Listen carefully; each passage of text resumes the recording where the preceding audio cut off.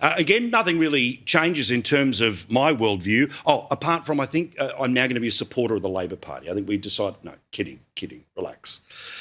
So let's get to the reality. When it comes to this government, do not judge them on what they say, judge them on what they do.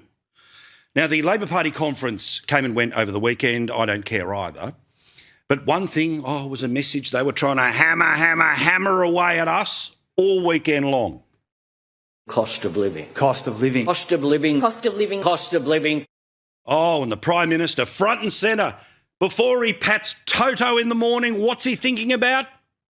And that is why our focus remains squarely on helping with the cost of living. Well, if you're a regular viewer of the program, you know here comes the sting in the tail, here comes the bite, here comes the but. So despite the fact that all of that has just been said, guess what is going to be happening at the end of this week? Not the end of next month, this week, the end of this week. Petrol taxes are going up. So despite the fact cost of living, we're doing everything to focus on cost of living, they are increasing petrol taxes within a week of saying all of that, hoping that no one will notice that the price of petrol is going to go up. The whole 52 cents a litre of every litre of all types of fuel that you put into your car, your mini-moke, your truck or even your plane, all of it, 52 cents per litre. When the Prime Minister was asked about this, well, of course, blah, blah, blah, blah, blah. Any more fuel excise but relief? Importantly, well, that's not in our planning at this point in time. So dare I say he's changed his position? Now, again, remember, when this government, and they're still not great in the polls, but when they were at the worst point in the polls, when already interest rates had gone up twice of the 3 times this year, and remember, it's now 15 times since these people took over, all right? Don't be blown away by the spin. Let's keep an eye on the main game here, right? Life has got materially harder for anyone trying to pay off a house. It has got materially harder for anyone who's trying to rent a house because of this government. The Reserve Bank, 2 of the 3 interest rates thus far, nothing to do with the Iran war, okay? Inflation in Australia running hotter and harder and higher than the United States, the United Kingdom, let alone the 1.5% inflation rate that exists right now in Japan. Right, imagine this. You pull up to the servo, you're already dreading the number, and then it hits you like a boot to the guts because that cost of living relief the government keeps banging on about, well, it just quietly vanished from your fuel tank. Quick favour, if you're loving this breakdown, let me see you hit that subscribe button right now. Over 90% of viewers haven't yet. It's free, takes a second, and means the world to us. Thanks if you did. Now, let's get back to it. And when this government decided, you know what, our cost of living relief is that we're not going to charge the full 52 cents. No, we're going to drop it down, not to 0, but they're only going to halve it to what, about 25 cents per litre. The Prime Minister was greeted by the usual people in the media as the working class hero that he thinks that he is. Remember, this is what happened when they cut the tax that they will put back on Friday.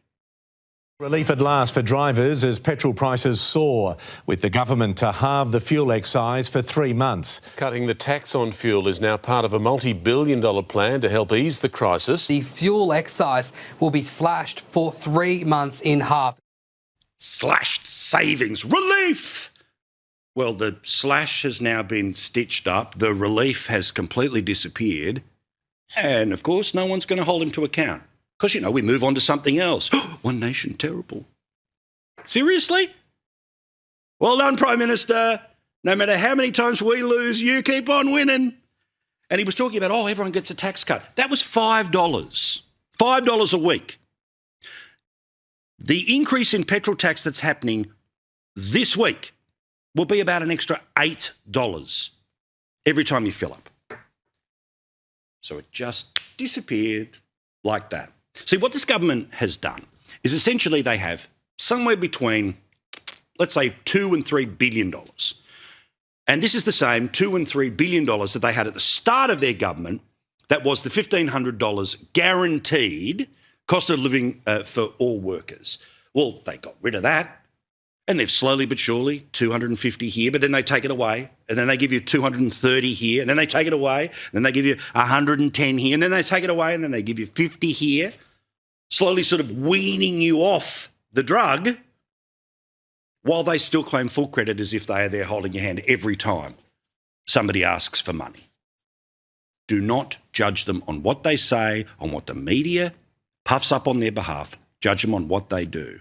If they're serious about constant and relentless help with cost of living, they will get rid of the 52 cents a litre. Not halve it, not put it up by another quarter. They will get rid of it. But of course, they wouldn't want to do that, would they? They need their oh so important millions of dollars to be spent on social media videos. Here's the thing about politicians, mate. Words are cheap.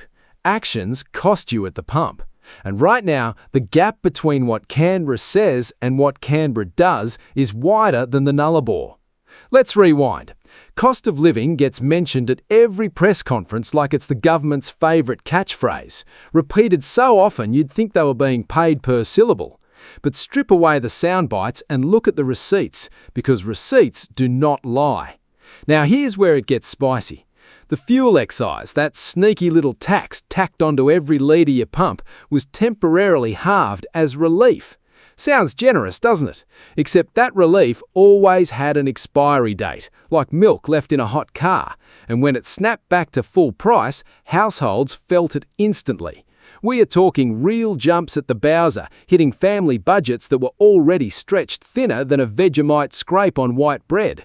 And it is not just petrol. Rent has been climbing faster than wages can keep up, leaving everyday Australians going backwards while being told things are improving.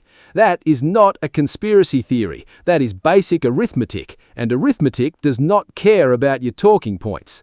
So here's the principle, and it is a simple one. You do not judge a government on what it promises at a podium. You judge it on what actually lands in your bank account, or, in this case, what gets drained out of it every time you fill up the tank. Because relief that quietly expires is not relief. It is a countdown timer with better marketing. A payment that shrinks every time you check the fine print is not support. It is a magic trick, and the rabbit disappearing is your household budget. This is not about tribal politics, red team versus blue team nonsense. This is about holding anyone in power accountable to receipts, not rhetoric. Compare the promise to the policy. Compare the headline to the outcome. That is the entire game, and frankly, it is the only game worth playing if you actually care where this country is headed. So, next time you hear cost of living mentioned like it is a solved problem, do yourself a favour. Check the fine print, check the dates, check your bank statement. The truth is always sitting right there in the numbers. Thanks so much for watching, and we'll catch you in the next. And please don't forget to drop your thoughts in the comments.